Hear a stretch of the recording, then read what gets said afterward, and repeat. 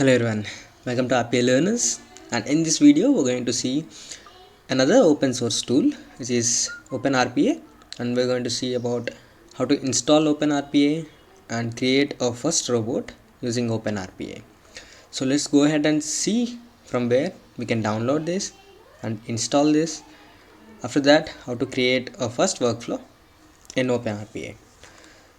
First, you need to navigate to this URL, which is openrpa.dk. If you go to that website, in the last you can see an option called download code. You can directly click on that. It will navigate us to a GitHub of OpenRPA, and here you can download the file.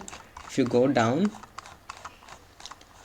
from here, you can see, if you click here, it will download this .msi option, and if I open this, I already downloaded it. After downloading it, it will look like this. It is almost 147 MB or 150 MB. After downloading this, just double click on it. It will navigate you to the steps. There are 4 steps, I guess, to install it. Next and finish, and that's all that we need to do. We don't need to do anything else, and there is no other things. As I already installed it, I won't do it again. It will ask for a repair if I do it again, and let me cancel this. And after installing it, now you have OpenRPA installed in your machine. Go here on the search and search for OpenRPA. After installing it, you can see this option here, or this app. If you double click on it, it will load. The OpenRPA will load here. Let's see, let me close this again and let me open it again. OpenRPA. For the first time, when you install it and opening it, you need to log in with the credential. You don't need to do the sign in at the start, but you can do it when you are starting OpenRPA.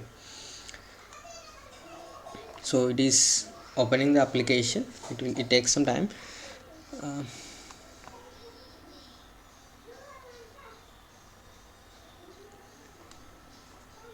Yes, after opening RPA, so it is open now. Because I already registered, it is directly taking the account. Let's say at the first time when you are doing, it will ask for a login. You need to provide your email ID and the password, and it will ask for a few more information about the company name and other things. After you filling that, it will open like this, the OpenRPA. And if you go here, there are 2 panels. One is open project and the other one is get started. If you click on the get started, it will show you some commands which are useful for you while working with the OpenRPA, which is like creating a variable or running the workflow or adding the breakpoints, all those things. After that, you have some documentation of OpenRPA available in the GitHub repository, or you can see it in the documentation. There are 2 other channels where you can refer these OpenRPA videos, which is Alan's YouTube channel and the Andres Jensen YouTube channel. So these are the 2 for the references of OpenRPA. And if you have any doubt, you can post them on the chat, on the Rocket chat here. If you click on this, you will revert it back to the Discord channel where you can ask questions about OpenRPA. And if you want to create an issue, you can create it in the GitHub. So this is the get started. We are not using the get started. Let's close this get started. And if you see on the left side, I have 2 snippets. One is a snippet and the other one is a toolbar. In this snippet, we have a predefined set of functions already available. We can use them in the snippets. One is form, Google search in the IE, and the Chrome Google search, and all the other things in the Excel. So these are the snippets that are already available. In the toolbox, we have different activities that you can use. So you can select for the data table or an Excel, or you can see the Office where you can open it, or open FlowDB, and the utility script and all the other different functions, parallel, state machine, flowchart, all the other things are available here. After so we have everything. Let's minimize these actions. Or so this is the toolbar section, and we have these two. One is snippets and toolbar. After that we have this project workflow. Here we are developing our project. Here it is a new project. If you click here, you can see a new workflow. And if you want to create a new project, you can do it from here. On the new, you can create a new workflow, or you can either create a new project, right? So it is in the middle section of this OpenRPA, and in the right section we have a few things for the project, where you need to, if you want to open the project manager, or what is the name of the workflow, file name, what is the state, and all the other things, who created it, and at what time it is created, the last modified date, and the time. And if it is in the process and the activities, we can see those properties in the right side. And in the down at the bottom we have three different areas. One is the logging section. When you execute this, every section, every part of the which is logging, you can see them here. And also the output, which is not like logging, we will have specified lines that we are going to write in the workflow. Those are visible in the output panel. And the workflow instances as well, when it is started and the completed, all those data will be available here. After this is the bottom section of OpenRPA. And at the top section we have this part, where you can create a new workflow, the new project, and you can save it. You can open a project, and you can copy those sequences and add it to another sequence. If you want to delete it, you can delete. And if you want to import another thing, you can import it on export. Here this is the section where you can execute the workflow, and you can stop the process, or you can, whenever we need to indicate something, we can use this recorder option, or the elements, we can use the recorder and then convert those elements are necessary for the selectors to load.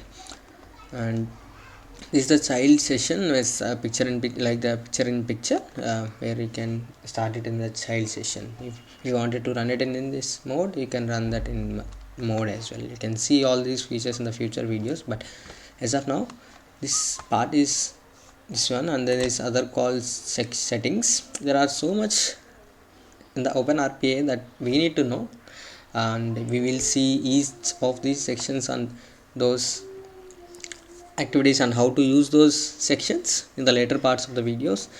And there is another section called tools. We will do it in the some other time. And if you see here, there is another part here. One is the settings file, and if you want to sign out and someone want to log in, you can do that.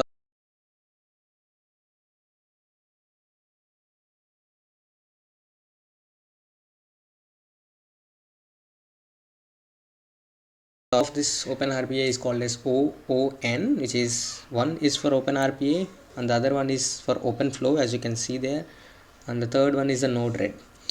What are these three stands for? One, OpenRPA is about to create the workflows that automate the process. OpenFlow is a centralized area where you can see all the processes that are created in the OpenRPA, and Node-RED used to run those workflows or the forms that are created in the OpenFlow.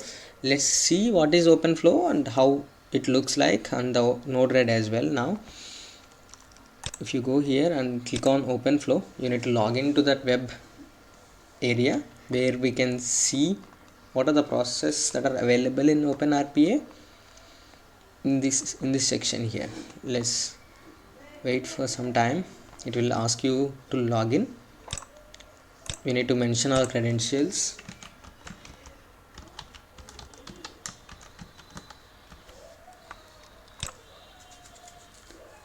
After clicking on sign in, you can see here this is the OpenFlow, where we have entities, workflows, RPA workflows, clients, and Node-RED. And there are so many other things that we need to know about OpenFlow, but as of now, it is an area where all the things that we are doing in the Open RPA are available here. Let's say we have a new project and a new workflow, right? This is the RPA workflow. If you go into the open flow and go to RPA workflow section, you can see the project, which is new project and the new workflow. Everything will be updated here, and you can run this process from here as well. And let's show you an example. If I click on this, and this is the robot that it is running. If you have any other things, you can select them, and if you click on this green icon here, it will start invoke the process, and and you can see the process is completed. So this is the RPA workflow that you can execute it here. And also, let's say let us create a new workflow or a new project. Let's create a new project. Let's name it as RPA learners and click OK. Let's wait for that project to be created, and the new workflow is added. If you go to open project, there is a new project added called RPA learners. So let's go ahead here and let's refresh this and see whether that is added here or not. If you see here, the RPA learners is already added here and there is no data, and when it is running, it will show us data like this. When the workflow is not yet started or not even executed a single time, you don't see any data. Let's go to Open RPA and let's go to new workflow, and let's drag a right line for the simple process. Let's display something on the right line activity, and let's write something here. RPA learners. And how do you execute this? Let's go ahead and execute this first.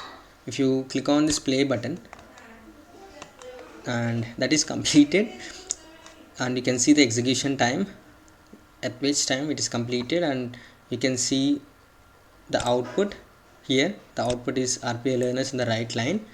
It is completed, right? And if you go to the logging section, you can see the RPA learners here.